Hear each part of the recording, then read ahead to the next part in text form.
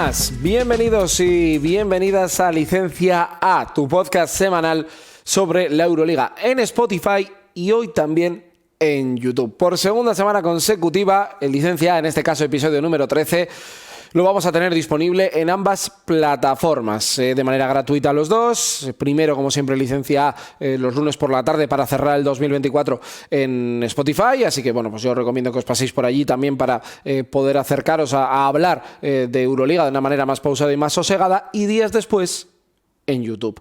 Es algo que hago gracias a que muchos de los comentarios que llegaron tanto por el podcast, tanto por YouTube, fueron muy favorables a que el podcast lo pudierais ver, aunque para mí, me requiere estar todavía más centrado y yo sé por qué es raro, ¿no? Porque todavía hablo con la percepción de que no me estoy grabando, pero claramente tengo la cámara delante. Bueno, pues para mí es muy especial poder traeros este podcast sobre la Euroliga. Os agradezco a todos los mensajes de cariño, los mensajes de ánimo, las sugerencias, las ideas, todo, porque estoy tomando nota y una de ellas es esta. Y oye, pues yo en mi caso, encantado de traeroslo aquí, tanto a YouTube como a Spotify. Ya sabéis que aquí lo que hacemos es enfocarnos solo en la Euroliga, en hablar de aspectos muy concretos, y como hemos pasado a la jornada ya, después de 18 jornadas disputadas, que por cierto ya se sabe que ese Fenerbahce o París Basket Fenerbahce será el 3 de marzo, que es el único partido que nos queda aplazado por la última jornada. Bueno, pues quería haceros un análisis hoy de cómo ha avanzado el mercado de fichajes. Porque hoy vamos a tener dos premisas. Volveremos a nuestra sección para la historia, que creo que es muy interesante, donde vamos a hablar de anotadores. Simplemente os dejo esta premisa. Y luego vamos a hablar de todos los fichajes que ha habido en cada club de la Euroliga. Si les han venido bien, si les han venido mal, si han encajado, si no han encajado y cómo ha ido todo. Charla tranquila, para disfrutar y comentarlo con todos vosotros. Y sobre todo, porque esta es la idea de Licencia, buscar un para qué, buscar un por qué, ¿no? A ese fichaje, ese movimiento realmente tuvo sentido y qué futuro puede tener en la competición. Bueno, por dejar antes un breve análisis, después de 18 jornadas tenemos ahora mismo líderes a Olympiacos y a Mónaco, que tienen 18, los dos 12 victorias, 6 derrotas. París podría alcanzarles después de haber perdido en Vitoria, tiene 11-6, al igual que Panathinaikos y Bayern, esto sí con una jornada más. Fenerbahce con 10 está en zona de play-in, pero con 10 victorias están Efes, Estrella Roja y Zalgiris, y ya con 9 Real Madrid y Barcelona junto a Milán peleando por esa última plaza de play-in, y con 8, que son los últimos que para mí tienen opciones reales a competir ese espacio, es Partizan de Belgrado, el Baskonia de Pablo Laso, que por cierto ha fichado a Lucas Samanic y hablaremos ahora de él, y Asbel Villeurbanne de Cío Maledón. Así que esta es un poco cómo está la clasificación, semanas un poquito raras, tendremos jornada de Euroliga después de Año Nuevo, y luego ya vienen las dobles jornadas de Euroliga, que son el mes de enero, ya te posiciona totalmente cuál es tu pelea y cuál es tu escenario. Y como la semana pasada no se cerró el mercado, pero sí se cerró la posibilidad de que jugadores que empezaron la temporada en un equipo A firmaran por un equipo B de la misma competición en Euroliga, caso Wendell Gabriel, Trevion Williams, que son dos casos que han pasado esta semana. Bueno, pues quiero haceros este vídeo y quiero hablar de cómo se ha movido el mercado y si realmente les ha funcionado y ha servido para algo. El orden va a ser el que tenemos en la web de la Euroliga, que empieza en Alba y acaba en Zalgiris, es decir, el orden alfabético de cada uno de los proyectos. Y si os parece, empezamos por el colista, por el Alba Berlín. En total, por dejar claro, en total ha habido 17 fichajes, ¿vale? Desde que arrancó la temporada, ¿vale?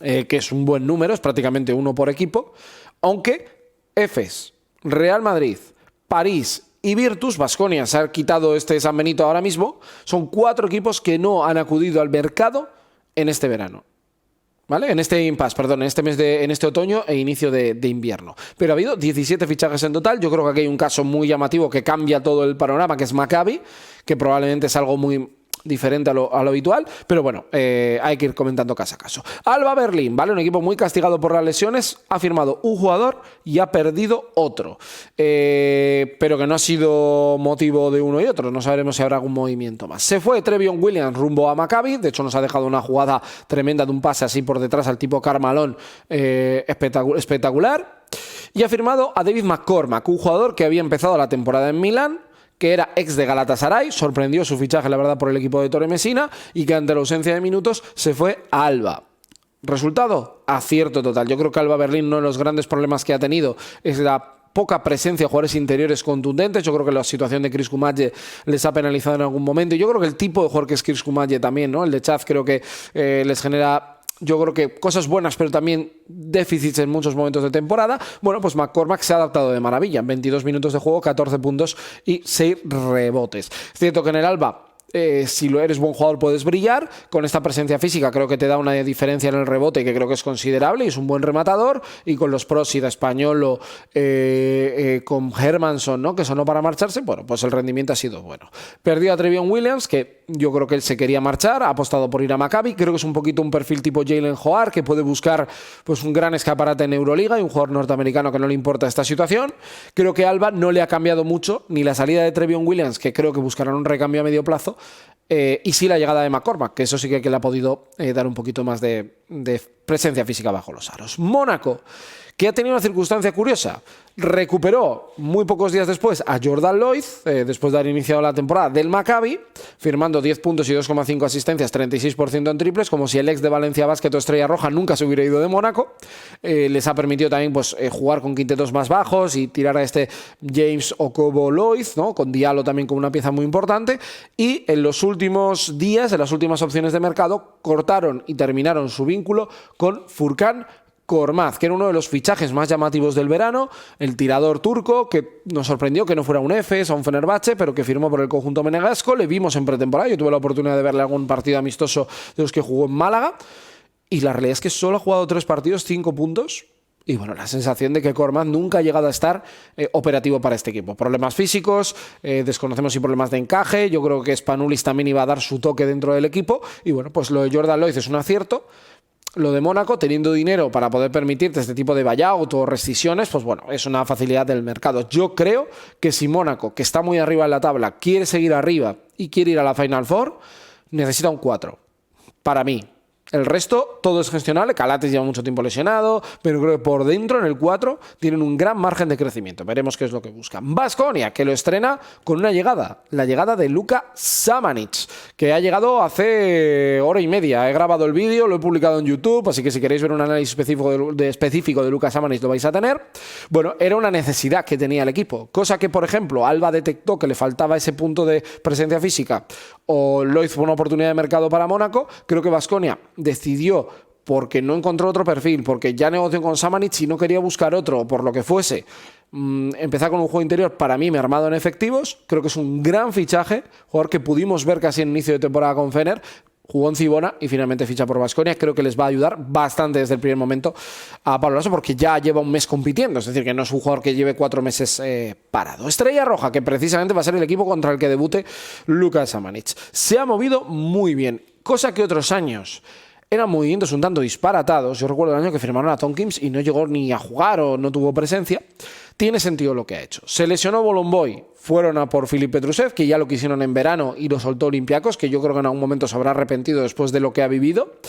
Está funcionando de maravilla, 14.5 rebotes, creo que poco más se puede pedir, y de hecho el análisis de la semana pasada hablábamos, si no me equivoco, de este jugador. Firmaron a John Brown III, que ha debutado en competición doméstica. Veremos cómo lo hace en Euroliga. Creo que es un jugador que después de la lesión de hombro puede ayudarles de verdad. Y han decidido ceder a Besiktas, como hicieron el año pasado con Marko Simonovic, a Uros Plavsic, que llegó para ser, bueno, pues un pívot de rotación, un poco el heredero de Kuzmic en cuanto a importancia, un jugador grande, un 7 pies. Bueno, no ha encontrado su lugar. Y Estrella Roja ha virado su juego, que perimetralmente está muy bien con Cody, con Keinan y tal, a Mitrovic, que ya se queda en un papel más de cuarto de interior, John Brown, Petrusev y Bolomboy, que ya ha vuelto. Es decir, equipo muy serio, muy físico y con talento, el que tiene Giannis Sfairopoulos entre manos. Creo que esto es una muy buena gestión de Estrella Roja. Yo he sido bastante crítico históricamente con Estrella Roja y me parece una gran gestión. Quinto equipo, Olimpia Milán. Se quitó a McCormack, que puso rumbo a Berlín, como lo de las gallinas que entran por las que salen. Freddie Gillespie, fichaje, en este caso, que estaba en Australia, si no me equivoco, jugando muy poco para un rol muy concreto. Yo de Gillespie tuve esperanzas la primera temporada porque vi brotes verdes en él, era un jugador que defensivamente te podía dar mucho. Su segundo año Múnich, Belgrado, no me gustó. Y simplemente buscaban, yo creo que 5 faltas con cierta calidad y garantía y experiencia. Bueno, pues es lo que han encontrado con Freddie Gillespie, que en Milán pues va a tener un rol muy pequeño. Ya lo intentaron el año pasado con Ismael Kamagate, no le salió bien, está por ahí Ousmane Diop, que se había lesionado, ahora lo de McCormack y, bueno, pues el caso de Freddie Gillespie. Sexto equipo, y esto es un caso duro, de verdad, es el del Barça. Firmaron después de la lesión de Nicola Provítola a Raulsinho Neto, que recordemos que se lesionó en el Mundo Básquet 2023, que estuvo con la selección en verano y que no jugó mucho, la verdad que parecía estar todavía en un proceso de recuperación.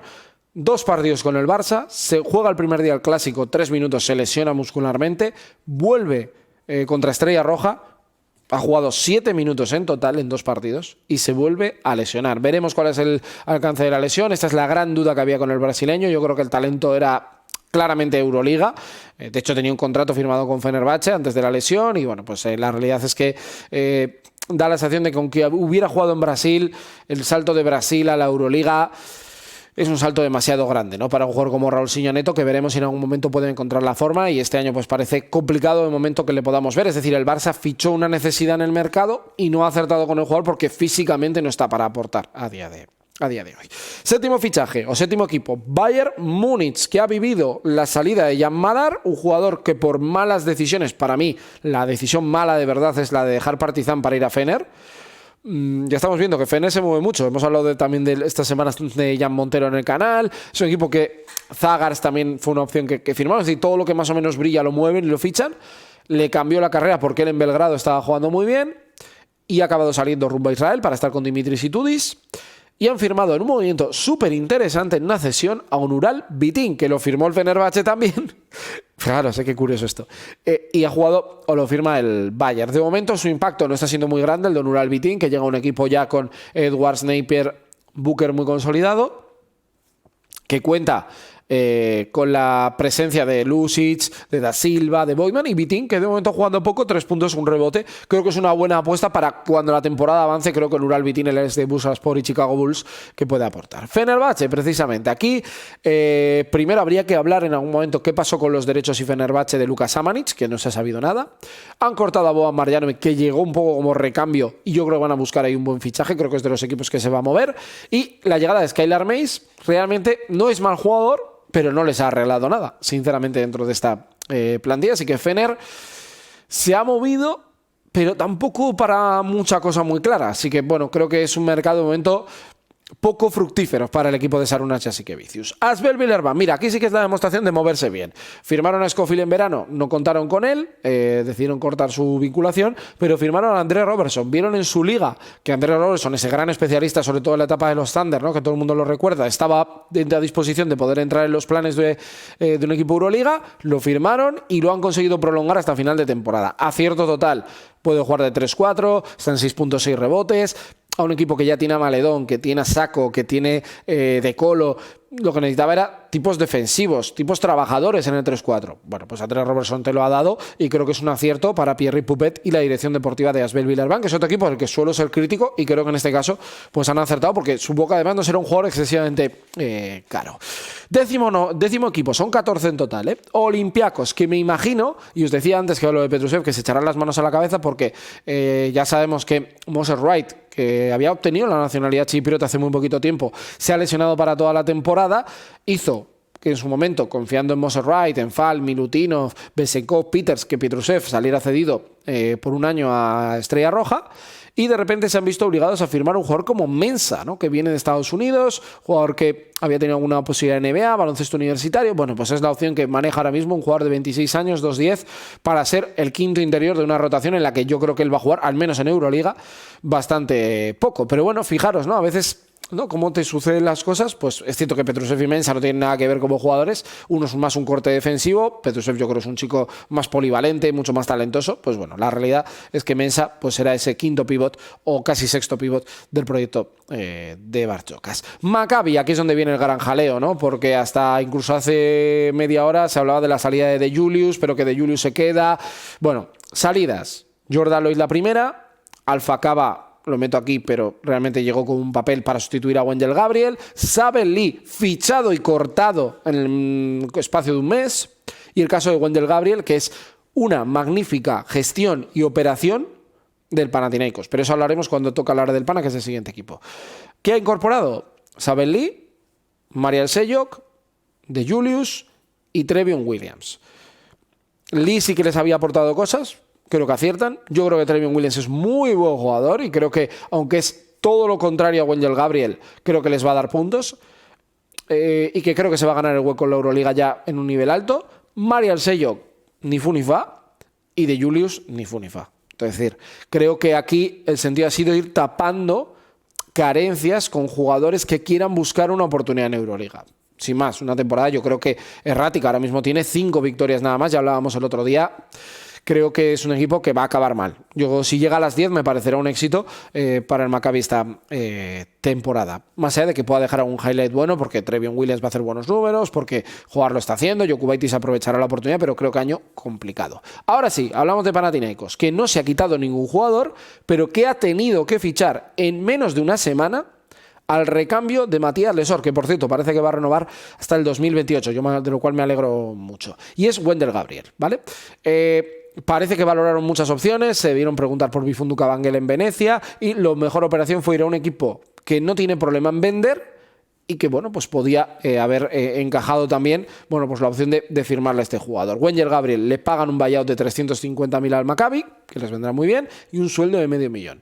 Ya está jugando, el otro día jugó 20 y tantos minutos, jugador que creo que es mucho mejor de lo que hemos visto en Tel Aviv, que es un jugador que defensivamente puede darte la energía que Lesor te da, evidentemente no el talento, pero sí es un jugador que intimida, que rebotea, que corre la cancha al nivel de lo que lo hace el Galo. Acierto total, y cuando Lesor vuelva, y ojalá vuelva bien, va a ocupar un perfil de cuarto o quinto interior que les va a ir de maravilla. Me parece que por las tres partes, porque Gabriel sale de un sitio donde no le veía nada, él consigue un buen Panathinaikos, consigue una respuesta rápida a un jugador que funciona desde el primer momento. Y Maccabi, bueno, pues saca un dinero con el cual ficha a Trevion Williams. Chapó, yo diría que es la operación de momento de todo el mercado invernal. Partizan, pues tiene un quitar y sumar. Quitó a Dwayne Washington a 2 días de empezar la temporada y lo acabó firmando, porque ya sabéis la historia esta de los $800.000, del traspaso de Karl Anthony Towns a los Knicks y tal. No han fichado nada más, ha sonado algún nombre y Subsanon en su momento, parece que quieren buscar algo en el interior, poca cosa. Creo que les desajustó un poco el equipo, pero aún así creo que van a acabar bien la temporada, ¿eh? No sé, viéndoles estado, viendo jugar los últimos partidos, y creo que van a acabar bien la temporada. Y por último, Zalgiris. En el momento que grabo el vídeo, además, hay rumores fuertes de que Lonnie Walker se puede ir. Se quitaron a Tyrone Wallace, no encajó en ningún momento en el proyecto, el exjugador de Tour Telecom. Firman a Lonnie Walker, que les ha dado 15 puntos, 3 rebotes y ahora mismo está con 10 victorias en el casillero, que está muy bien. Para un equipo que creo que por talento debería tener 2, 3 menos, probablemente, ¿no? Bueno, veremos qué pasa. Aquí es el acierto de tomar un riesgo. Puede ser que se te vaya, puede ser que no se te vaya, pero ya apostaron por este jugador. Es decir, resumen de los fichajes, excepto lo de Gabriel, lo de Lonnie Walker, que me gusta. Entiendo lo de Samanic, pero no le hemos visto jugar todavía en Euroliga.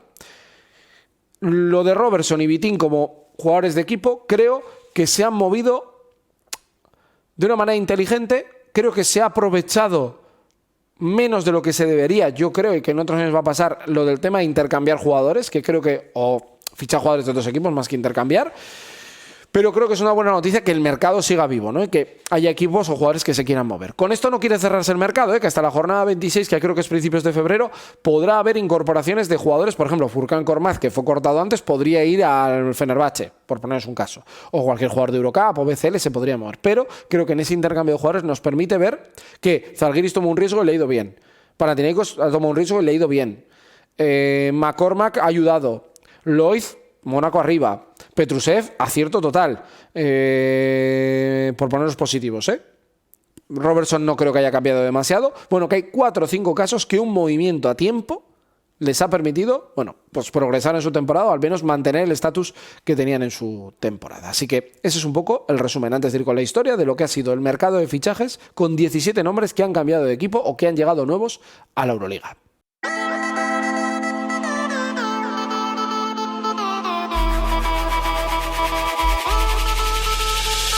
Y en esta segunda parte vamos a hablar de historia, vamos a hablar de actualidad e historia. Sabéis que siempre nos gusta hacer un perfil en base a la actualidad que nos lleve a viajar en el tiempo y hablar un poquito de la historia de la Euroliga, que se cumplen los 25 años de la competición. Como Marcus Howard hizo el mejor partido de la temporada para mí en su duelo ante París Basket, en un partido especial para el Baskonia, por el regreso de Thiago como entrenador, por la entrega de el colocar, ¿no?, en su pabellón todos los títulos y éxitos conseguidos como club, bueno, pues Marcus Howard simboliza lo que es el Baskonia de día de hoy, ¿no? Y lo vamos a llevar a la historia para hablar de alguien que se fue demasiado pronto, pero que ha quedado en el imaginario, ¿no?, del baloncesto europeo con el premio al mejor anotador de la historia o de la Euroliga cada temporada, que es Alfonso Ford. Empezamos con Howard y luego vamos con Alfonso Ford. Howard, 25 años, de Nueva Jersey, norteamericano, ahora con pasaporte de Puerto Rico, al igual que su hermano. Es un jugador que en baloncesto universitario maravilló en la Universidad de Marquette y que demostró, bueno, pues que era un jugador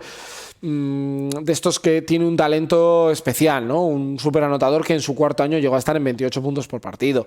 Jugador de estos que nacía para anotar, ¿no? Que con ese cuerpo, como le podía pasar a Allen Iverson en su momento, tienen cuerpo de base, pero que su instinto, su ser, le hace ser un anotador, ¿no? Y creo que eso, bueno, pues es algo que siempre se ha quedado ahí, ¿no? Del 16 al 20 en la Universidad de Marquette, él no es drafteado, pero rápidamente Denver Nuggets lo capta y consigue un contrato dual en el que ya luego pervive 2 temporadas. De hecho es compañero de Facundo Campazo en los Denver Nuggets, esos Denver Nuggets que después de su salida, aunque él tenía un papel bastante residual, bueno, acaban logrando ese ansiado anillo con Nikola Jokic y Murray como piezas más relevantes. Pero su salto al gran público en Europa llega el 17 de julio del 2022, donde Baskonia lo firma como uno de los anotadores más llamativos, ¿no?, del contexto Estados Unidos, y que llega a Europa y desde el primer momento sorprende. ¿Por qué? Porque en Europa nunca habíamos visto un jugador con esta capacidad triplista, ¿no? Siempre habíamos visto en televisión lo que es los Splash Brothers, especialmente Stephen Curry, pero nunca se había visto esta capacidad anotadora que ahora mismo, bueno, pues poco a poco con Nadir Hifi y jugadores de estas características se empieza a ver algo más, pero era algo poco analizado. De hecho, aquí David Carro tuve la oportunidad de charlar con él en el canal y nos habló un poco de la situación de Marcus Howard, ¿no?, y cómo Baskonia, Alfredo Salazar, había estado muy atento a la evolución del jugador, y cuando lo ofreció a varios equipos ACB, Baskonia mostró un interés especial y particular porque lo tenía muy controlado, y bueno, pues eso fue uno de los motivos por los que el jugador de New Jersey encajó en Vitoria. En un primer año en el que la primera vuelta de Baskonia, en gran parte por él, pero yo creo que por lo que había alrededor, fue uno de los mejores equipos de toda Europa, hasta que sucedió lo que conocimos con Pierre Henry, ¿no?, esa sanción por dopaje que le ha dejado fuera de la competición profesional de baloncesto, y donde él, bueno, pues con sus picos y caídas un poco, ¿no?, pues era un jugador que hacía muchas faltas, pero era capaz de meterte 7 triples, que tiraba desde cualquier lado, no tenía rango de tiro, y que, bueno, era un jugador que por los ojos te entra, ¿no?, y te llamaba mucho la atención. Su segundo año fue el año de consolidarse, no tanto al inicio con Peñarroya, que no estuvo mal, pero sí sobre todo con Dusko Ivanovic, consiguiendo ese galardón de máximo anotador, llevando a Baskonia en unas actuaciones finales tremendas a jugar el play-in, llevándole también a ganar ese play-in ante Virtus Bolonia y jugar el duelo particular ante el Real Madrid, en el que acabó perdiendo 3-0 ante un Real Madrid que se mostró muy superior. Y esta temporada, después de haber renovado hasta 2026 al inicio de la campaña anterior y de haber renovado después de quedar eliminados de playoff de Liga CB hasta el 2028 con Baskonia, se ha convertido en la estrella. Y este año es cierto que en el proceso de crecimiento que está teniendo el equipo de Pablo Lasso le ha costado entrar. En Euroliga, salvo contra Alba y contra Maccabi, no había tenido una gran actuación, y ante París Basket firma 28 puntos con un 6 de 10 en triples, y sobre todo siendo el jugador que hace que un Baskonia notable se convierta en un Baskonia sobresaliente, el que cambia, ¿no?, al que te hace estar cerca de los mejores equipos de Europa, porque nadie tiene, cuando está en racha, el talento anotador de Marcus Howard. Otros tienen muchas más cosas, o sea, Larkin, James, pero él le da una capacidad anotadora muy difícil de ver en el baloncesto europeo actual. Y como es una estrella que se va a quedar muchos años en Europa, que además ha estrenado paternidad y que da la sensación de que en Vitoria ha encontrado su lugar en el mundo, aunque veremos, creo que es un jugador que a nivel de mercado ofertas no le van a faltar cada verano, y como consiguió aquel título de máximo anotador, que da la sensación de que este año no lo va a conseguir, pero yo creo que va a acabar bastante mejor la temporada de lo que hemos visto en el primer tramo de competición, me ha venido perfecto para hablar de un jugador como Alfonso Ford.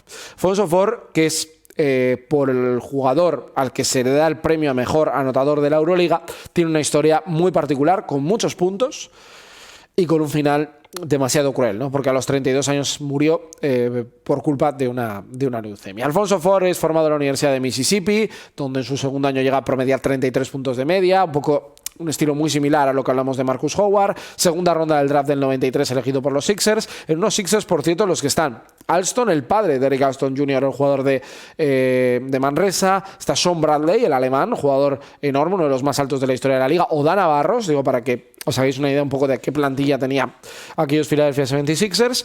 En la 95-96 Huesca lo firma y es el segundo máximo anotador de la Liga ACB, anotando 24 puntos por partido. Fijaros cómo ha cambiado la Liga ACB, ¿no? Y el impacto que tuvo Alfonso Ford en aquella temporada. Y a partir de aquí, bueno, pues empiezan una serie de equipos en los que él, siempre que va, triunfa como anotador. Desde el 96 a 2002 tiene etapas en Grecia, tiene etapas en Peristeri, en Olympiacos, donde en 2 temporadas consecutivas consigue el galardón de máximo anotador de esa nueva y estrenada Euroliga.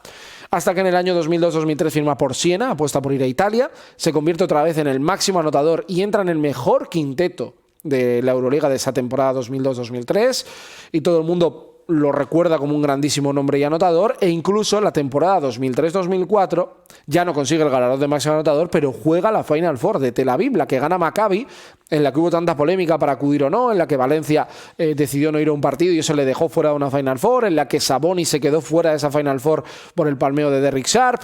Bueno, una historia tremenda que si queréis algún día podemos analizar aquí en este podcast. Y bueno, pues él jugó con Pésaro aquella Final Four. Y desgraciadamente, pues el 4 de septiembre del 2004 fallecía en Memphis a causa de una leucemia, repito, con 32 años. Demasiado joven.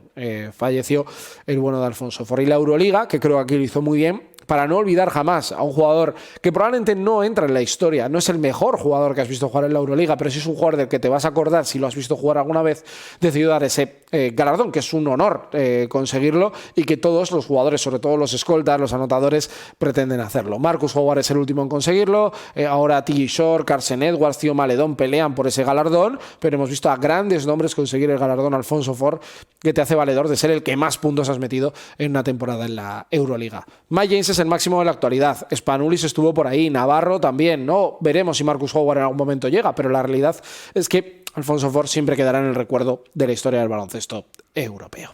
Espero que os haya gustado el podcast de hoy. Hemos tratado de dar una vuelta. Además, si habéis notado, tengo la voz... Bueno, ya sabéis, el invierno que llega y estas cosas que pasan, pero bueno, aquí estamos para contar toda la actualidad del baloncesto y no faltar a nuestra cita. Feliz año, feliz entrada al 2025 y seguimos hablando de básquet cada lunes aquí en Licencia A. Hasta luego, adiós.